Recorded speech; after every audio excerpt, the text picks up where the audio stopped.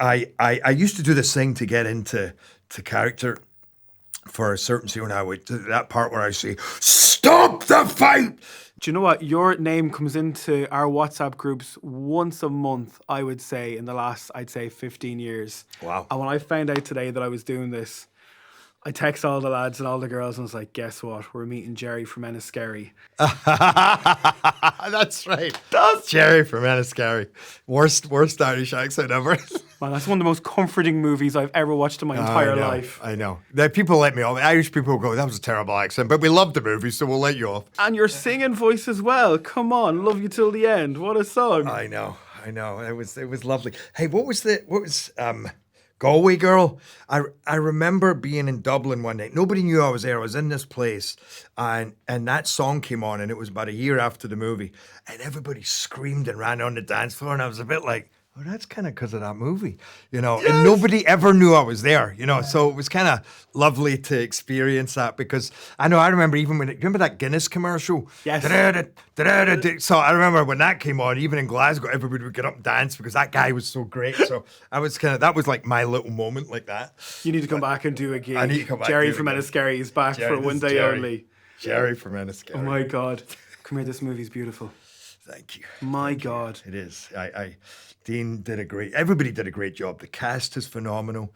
And I think that visually, artistically, where they took it, it's really, you just get carried away with this thing and it's so emotional and very proud.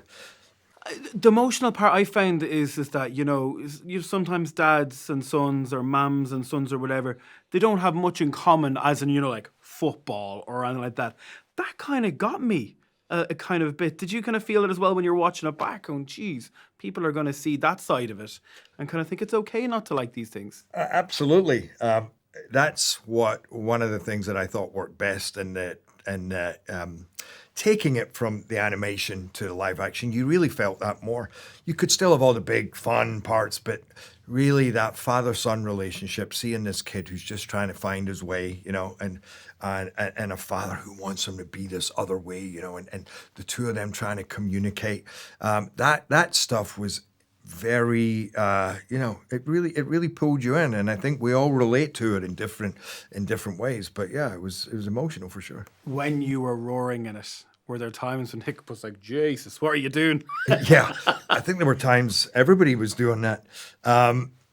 I used to do this thing to get into character for a certain scene when I would that part where I say, "Stop the fight!" Now that scene went on for days.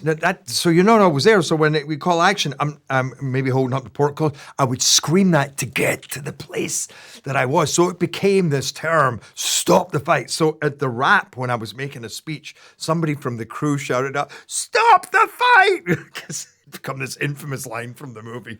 Me and my big bellowing, yeah. It's incredible. Like Irish and Scottish, like we're related in most senses. This movie is it's everything so beautiful and real. There's going to be a lot of kids watching this.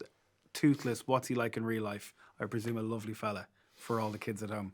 Super gentle, I mean, you always got to be careful. You don't want to mess with them too much because dragons can be dangerous, but he was so well behaved on set and everybody fell in love with him, and great sense of humor. Yeah. We just had to have a lot of big fish around, He's not good when he's hungry. I thought either am I, Yeah. More grumpy. Thank you so much for tonight. It was brilliant. Cheers.